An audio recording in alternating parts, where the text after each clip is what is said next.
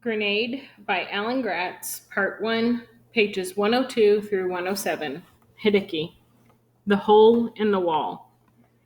Hideki didn't know where his sister was now, but he knew the last place she'd been before the American monsters came, her high school. That was where he decided to start.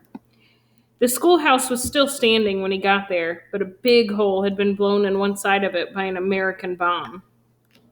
Kimiko! Hideki cried. He dropped the sack with the Emperor's photographs and ran inside. What he saw made him gasp. Students lay dead all around Hideki.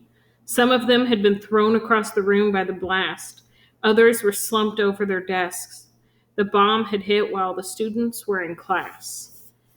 Hideki would have retched if he had had anything in his stomach. He wanted to run, to get as far away from his horrible scene as he could. But Hideki had to know if any of the girls was his sister. He went up and down the rows of desks, examining each girl's face. But none of them was Kimiko. He was sure of it. Relief washed over him. It felt wrong to be happy his sister wasn't here when so many other girls hadn't been so lucky. But it meant there was a chance his sister was still alive somewhere. Kimiko had been one of the older girls at the school. Perhaps she had already been sent to her nursing assignment. But where? Hideki searched the room for clues. There were still lessons scratched on the board. The neat kanji starting in the upper right corner and moving down the left across the blackboard. A Japanese language lesson. On the wall beside the blackboard, next to the hole the bomb had made, was a framed photo of the school's faculty and students. The girls wore their best clothes, kimonos for some, fancy Western dresses for others, and their male teachers wore kimonos or jackets and ties. There was a brighter spot on the wall next to the photograph where another frame had hung but was now missing, a picture of His Majesty the Emperor. Hideki guessed. Someone had taken it, no doubt, to try to protect the Emperor's mabui, but they had left the photo of the girls where it was. Hideki examined the papers scattered around the room. Most of them were pages of student work, but one was an official communication from Army headquarters. It ordered all fifth-year girls from the school to report to the Army hospital in Ichininichibashi. Hideki's heart leaped. Kimiko was a fifth-year student. That must be where she was. But Ichininichibashi was a town on the southern part of the island, the same direction the American monsters were going. Hideki would have to get past them to find his sister. I can't do it, he thought. He remembered the disastrous first meeting of the Americans and the Blood and Iron Student Corps, and he was frightened all over again. It would be so much easier to run north, to hide in the part of the island the Americans had already passed through. But it was his father's dying wish that Hideki find Kimiko, to restore what was left of their family, and Hideki had promised him he would. The hole in the wall of the school was like the lens of a camera, and through it Hideki saw Shuri Castle in the distance. Shuri Castle was a big 4-story red building, the biggest in all of Okinawa, with a Chinese pagoda-style roof and ornate columns. Hideki thought of what Lieutenant Tanaka, the photographer, had said. What story did this picture tell? What had happened before this moment? What was happening now? What would happen next? What had come before, Hideki had learned in school. For hundreds of years, Shuri Castle had been the royal palace of the Ryukyu Kingdom. Then the Japanese had invaded and conquered Okinawa in 1609. That fateful year, Shigetomo had cursed his clan forever with his cowardice. Now the Japanese army ruled the island from the caves and tunnels Hideki and his classmates had helped dig beneath Shuri Castle last year. The castle was a fortress, and so was Okinawa.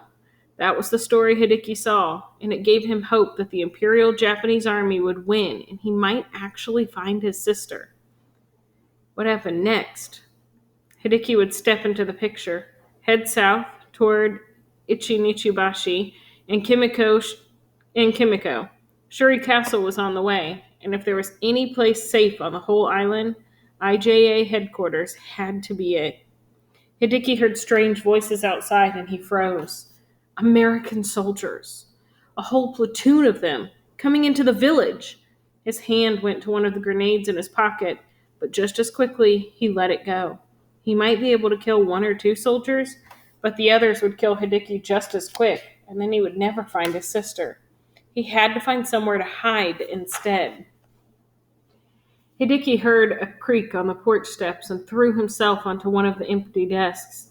He flopped over the desktop and pretended to be dead. It wasn't hard. His uniform shirt and pants were so filthy they were unrecognizable, and his hair was matted and mangy. A buzzing fly crawled over his hands and face and up inside his cap. His cap! Hideki whipped it off his head and dropped it at his feet. He flopped back down on the desktop just seconds before the American soldier came into the room. Would the American see his cap? Would Hideki have to kill him with his grenade after all? Hideki kept his eyes screwed shut and held his breath, his heart pounding in his chest. Heavy boots shuffled a few steps into the room and then stopped. Had the soldier spotted him? Was he aiming his rifle at Hideki right now? Hideki waited, his lungs burning, sweat soaking his back. When Hideki didn't hear anything more for almost a full minute, he pried his eyes open to take a peek. There he was, an American soldier, not much older than he was. Hideki realized with a start. He didn't even have a beard. His face was round and freckled. He wore a big green and brown poncho over his backpack and a matching helmet on his head, both of which made him look more like a turtle man than a soldier. He was wet and mucky, just like Hideki, and he dripped water on the dry floor. The soldier hadn't spotted Hideki. He was looking instead at the framed picture of the students and faculty. What in the world did he want with that? The soldier stared at it for a few seconds more, then took the photograph out of its frame. The soldier folded the picture in half and put it in a pocket under his poncho. But why? Hideki wondered. Did the soldier know one of the girls in the photograph? Was he tracking one of them down? Was there something special about this school? Ray, a man called from inside. He asked a question in English that Hideki didn't understand and then called the soldier's name again. Ray! The soldier in the room with Hideki called back, and Hideki squeezed his eyes shut and played dead as the soldier picked up his rifle and left.